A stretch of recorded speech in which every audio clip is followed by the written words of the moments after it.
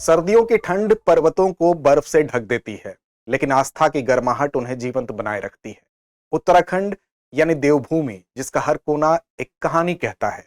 शीतकालीन चार धाम यात्रा की पहल उसी एक कहानी का हिस्सा है, जिसकी चर्चा आज आपके सामने हम लेकर आए हैं। तो नमस्कार, मेरा नाम है अमिताभ और दृष्टि आईएएस की इन डेप्थ श्रृंखला में एक बार फिर से आपका स्वागत है। तो आज की हमारी चर्चा केंद्रित होगी शीतकालीन चार धाम योजना क्या है। दरअसल चार धाम की अगर बात की जाती है तो गंगोत्री, यमुनोत्री, केदारनाथ और बद्रीनाथ को उत्तराखंड में चार धाम के रूप में मान्यता प्राप्त है।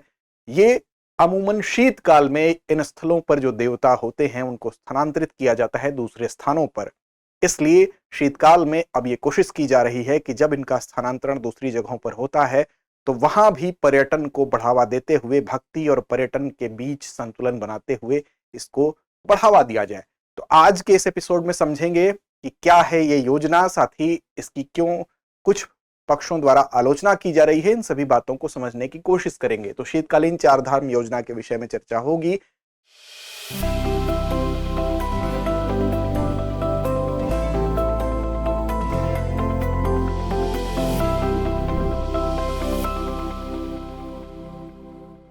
चर्चा के बिंदुओं की बात करें तो क्यों ये चर्चा में है? चर्चा में इसीलिए है क्योंकि इसको हाल ही में 8 दिसंबर में इस प्रोजेक्ट को, जिसको कि शीतकालीन चार धाम यात्रा सर्किट के नाम से जाना जा रहा है, उसका उद्घाटन किया गया है। इसकी वजह से इसकी चर्चा हो रही है। क्या है ये योजना, इसके विषय में जानेंगे। क्या है चिंताएं, उन चिंताओं पर भी नजर डालेंगे। अंत में एक अभ्यास प्रश्न की जिम्मेदारी आपके ऊपर छोड़ेंगे, उसके जवाब की अपेक्षा आपसे होगी। साथ ही साथ सामान्य अध्ययन के प्रश्न पत्र 1 से जोड़ के इस खंड को आप देख सकते हैं। बात करें खबर की तो what is the winter Char Dham, what is the Uttarakhand government promoting it. अब उत्तराखंड की सरकार इसको प्रमोट कर रही है, क्यों प्रमोट कर रही है उसको भी समझते हैं। क्योंकि चार धाम जो सर्किट है उसका उद्घाटन कब हुआ है, तो 8 दिसंबर को इसका उद्घाटन किया गया है। और इसका उद्देश्य यह है कि सर्दियों के मौसम में जब इन चार धाम के जो पहले के स्थल होते हैं, स्थापित स्थल होते हैं, वहां से जब इन देवताओं को स्थानांतरित किया जाता है तो सीजन जो ऑफ सीजन अमूमन माना जाता है सर्दियों का, उस समय भी पर्यटकों को यहां पर आकर्षित करना इसका लक्ष्य है। इससे पहले की चर्चा पर हम आए, आपके लिए सूचना है कि दृष्टि आईएएस मुखर्जी नगर की क्लासेस अब नोएडा स्थानांतरित हो चुकी हैं। आईएसजीएस फाउंडेशन प्रीलिम्स मेंस के लिए हिंदी माध्यम का जो बैच है 16 जनवरी से सुबह 11:30 बजे, इंग्लिश मीडियम का बैच 9 जनवरी शाम 6 बजे से। पता यहां पर आपके लिए दिया गया है और 87501 पर कॉल करके विस्तार से जानकारी ले सकते हैं। साथ ही यूपीएससी जीएस फाउंडेशन का बैच प्रयागराज में 2 जनवरी से शाम 6 बजे हिंदी माध्यम का, 5:30 बजे इंग्लिश मीडियम का। करोल बाग में 7 जनवरी से 11:30 बजे से हिंदी माध्यम का बैच, और नोएडा में 16 जनवरी से सुबह 11:30 बजे नए बैच की शुरुआत हो रही है। तो देखिए, शीतकालीन चार धाम योजना की अगर बात हम करें तो यहाँ पर उत्तराखंड के जो गढ़वाल हिमालय में स्थित ये 4 पवित्र हिंदू तीर्थ स्थल हैं, जिनका नाम मैंने शुरू में आपको बताया, गंगोत्री, यमुनोत्री, केदारनाथ और बद्रीनाथ। इनको मान्यता मिली हुई है चार धाम के रूप में। अब यहां से मई से नवंबर तक जो पर्यटक होते हैं उनके आने की संख्या तो काफी अच्छी होती है। ये संख्या इतनी अच्छी होती है कि यहाँ के जो वित्तीय व्यवस्था है उसमें इसका योगदान लगभग 8.6% के बराबर है। तो देखिए, लाखों तीर्थयात्री इन स्थानों पर आते हैं और 2025 में अगर आंकड़ा आप देखें तो 48 लाख तीर्थयात्री अभी तक, इससे पिछले जो वित्तीय वर्ष की अगर हम बात कर लें तो 48 लाख तीर्थयात्री, लगभग 5.4 लाख वाहन यहां पर आए। और राज्य के वार्षिक घरेलू पर्यटकों में इसकी हिस्सेदारी जो है वो 8.4% की है। साथ ही साथ सर्दियों में आप देखेंगे जब बर्फबारी के कारण ये मुख्य मंदिर जब बंद हो जाते हैं तब इन देवताओं को स्थानांतरित किया जाता है अलग अलग जगहों पर।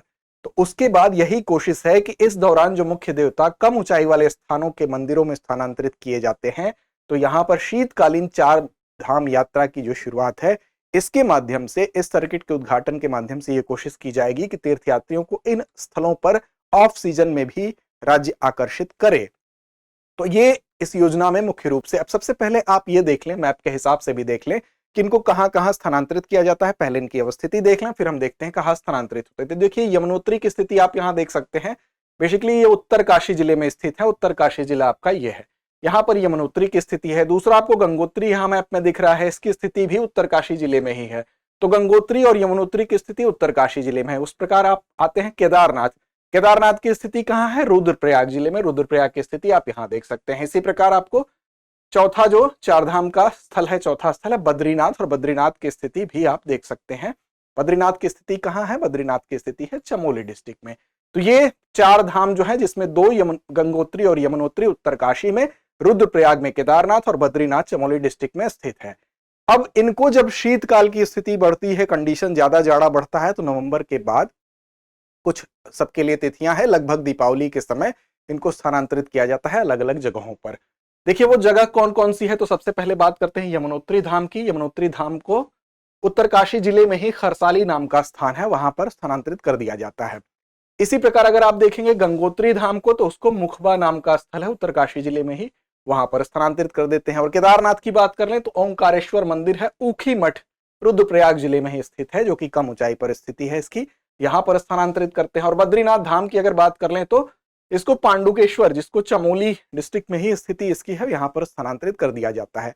तो देखिए जैसे कि आप जानते हैं इन 4 धामों का, जिसमें से विशेष रूप से अगर केदारनाथ की बात करें तो इसकी तो काफी मान्यता है, पंच केदार कहा जाता है। पंच केदार में केदारनाथ जो है वो प्रमुख है। केदारनाथ की अगर बात कर ले तो जो 12 ज्योतिर्लिंग की धारणा है उसमें से एक केदारनाथ भी है। साथ ही साथ पंच केदार में अगले कुछ केदारों की बात करें, जो 4 अन्य केदार हैं जो पूज्य हैं, तो तुंगनाथ, रुद्रनाथ, मध्य महेश्वर और इसके अलावा कल्पेश्वर। इसी प्रकार पंचबद्री की भी अवधारणा, पंचबद्री में जो बद्री विशाल, जो बद्रीनाथ में जिनकी पूजा होती है वो है। इसके अलावा आप देखेंगे तो योग ध्यान बद्री, भविष्य बद्री, वृद्ध बद्री और आदि बद्री। तो पंच केदार और पंच बद्री की अवधारणा है। फिलहाल इन 4 धामों का इंपॉर्टेंस काफी ज्यादा है। तो केदारनाथ की अगर बात आप करेंगे तो केदारनाथ से 41 किलोमीटर दूर ऊखी मठ है, और ऊखी मठ में ही लगभग 1300 हम कह सकते हैं 11 मीटर की ऊंचाई पर, अर्थात थोड़ी अपेक्षाकृत कम ऊंचाई पर जो स्थान ऊखी मठ में स्थित है, वहां पर इसके देवता को स्थानांतरित किया जाता है। इसके बाद ऐसा माना जाता है कि यहाँ पर कम ऊंचाई पर अपेक्षाकृत दुर्गम स्थिति नहीं होती है। इसके अलावा मुखबा की अगर बात कर ले तो गंगोत्री से लगभग 9 मील की दूरी पर हरसिल में के पास ही एक मंदिर है, जो कि देवी गंगा की यहाँ पर मूर्ति होती है, और दीपावली के दौरान इस मूर्ति को स्थानांतरित कर दिया जाता है। उसी प्रकार खरसाली की बात कर ले तो उत्तरकाशी में यमुनोत्री से जो यमुना देवी की जो मूर्ति है उसको स्थानांतरित किया जाता है। 2675 मीटर की ऊंचाई पर इसकी अवस्थिति है।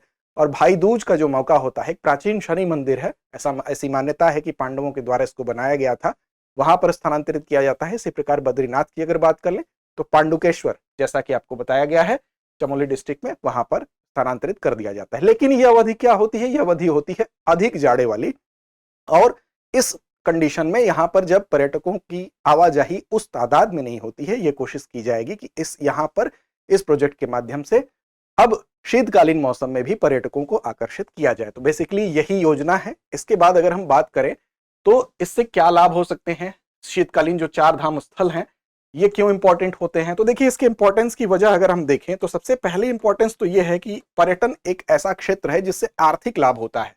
आंकड़े अगर आप देखें तो शीतकालीन यात्रा का आंकड़ा पहले आप देख लें, ओंकारेश्वर मंदिर ऊखी मठ में 6482 तीर्थयात्री आए, सबसे अधिक ऊखी मठ में आए। उसके बाद पांडुकेश्वर चमोली की बात करें तो 5104 तीर्थयात्री, मुखबा उत्तरकाशी की बात कर लें तो 3114, और खरसाली की बात कर लें तो 614 तीर्थयात्री यहां पर आए। और यह स्थल क्रमशः आपको जो दिखाई दे रहे हैं केदारनाथ स्थानांतरित यहां पर होते हैं। इसी प्रकार बद्रीनाथ, गंगोत्री और यमुनोत्री ये क्रमशः वो स्थान है जहां पर देवताओं को स्थानांतरित किया जाता है। अब देखिए इसमें आर्थिक लाभ की वजह भी है, पर्यटन को बढ़ावा देना भी है, साथ ही भक्ति और पर्यटन के बीच एक प्रकार का संतुलन भी बना रहे। तो सर्दियों में भी तीर्थ यात्रा को बढ़ा के राज्य की अर्थव्यवस्था को बेहतर बनाया जाए, इसी के लिए आपने देखा होगा 2016 में एक पहल की गई थी, 4 धाम सर्किट की जो परियोजना थी, वो परिकल्पना भी यही थी कि 889 किलोमीटर की जो राजमार्गों को चौड़ा करने की योजना थी, विस्तार की परियोजना थी, ताकि इन 4 धामों पर यात्रा सुगम हो सके। अब देखिए 4 धाम यात्रा का आर्थिक महत्व है। क्या महत्व है? देखिए महत्व ये है कि 4 धाम यात्रा से राज्य को प्रतिदिन 200 करोड़ रुपए से अधिक की आय होती है। ऐसे में एक बहुत बड़ी राशि है जो कि राज्य की अर्थव्यवस्था के लिए महत्वपूर्ण है। सर्दियों में पर्यटन बढ़ने से अर्थव्यवस्था पर और ज्यादा सकारात्मक असर पड़ सकता है।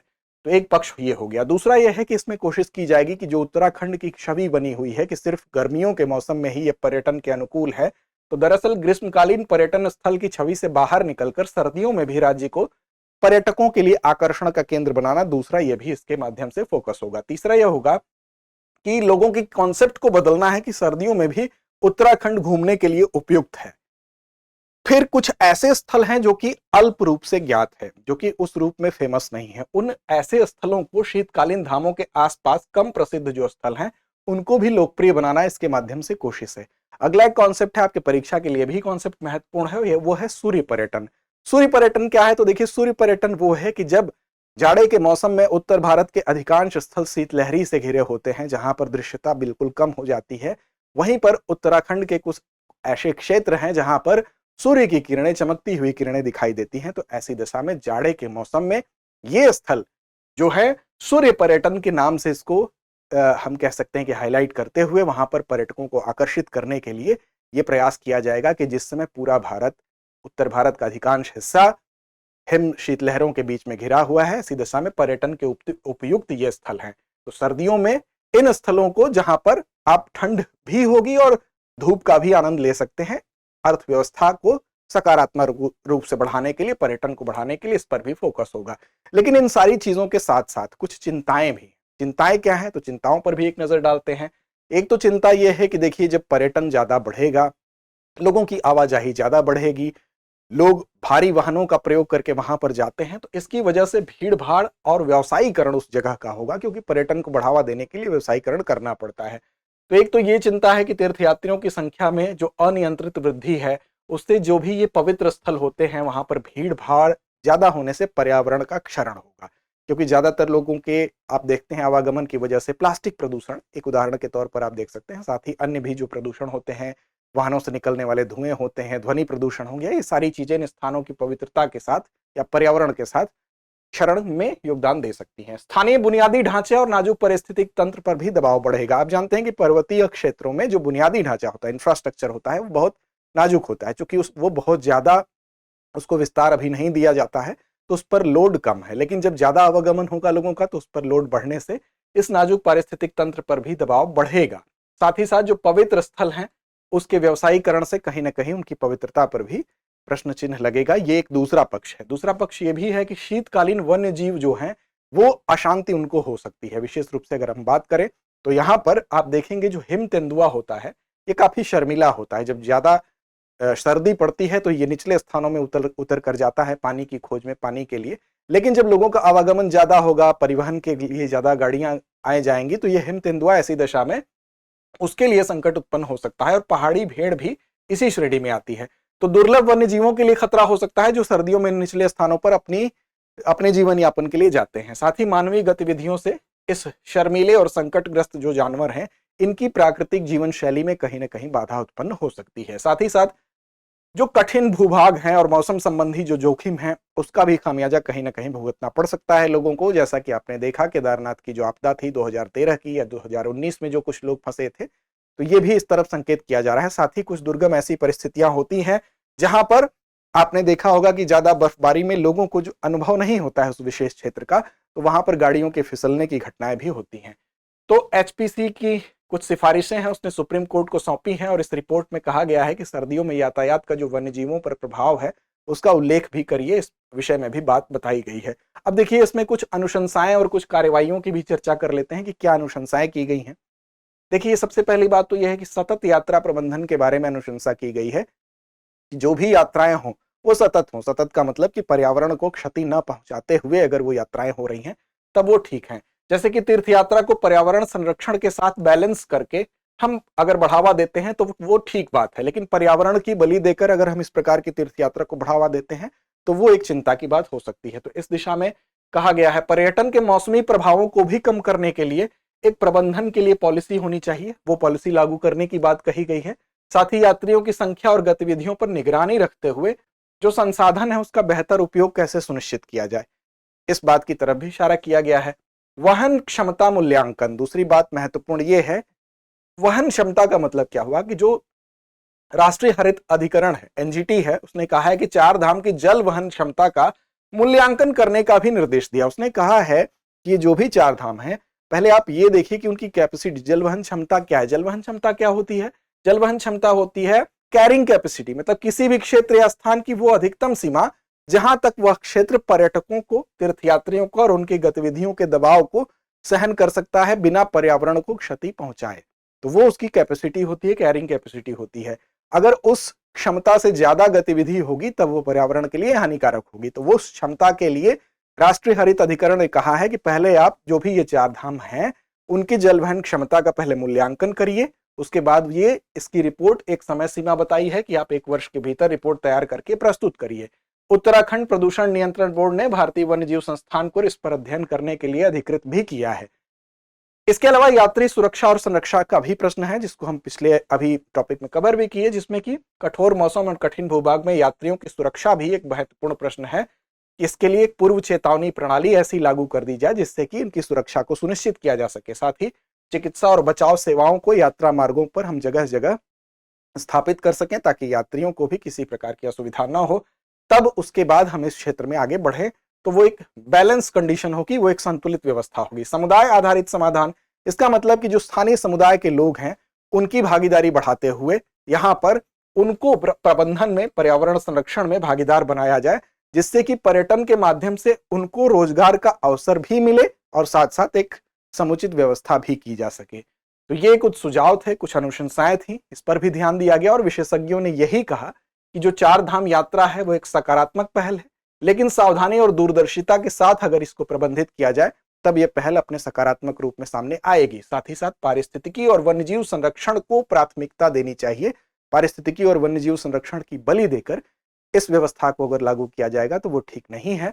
हम कह सकते हैं कि भक्ति, पर्यटन और प्रकृति का संतुलन बनाते हुए इसमें आगे की राह तलाशी जा सकती है।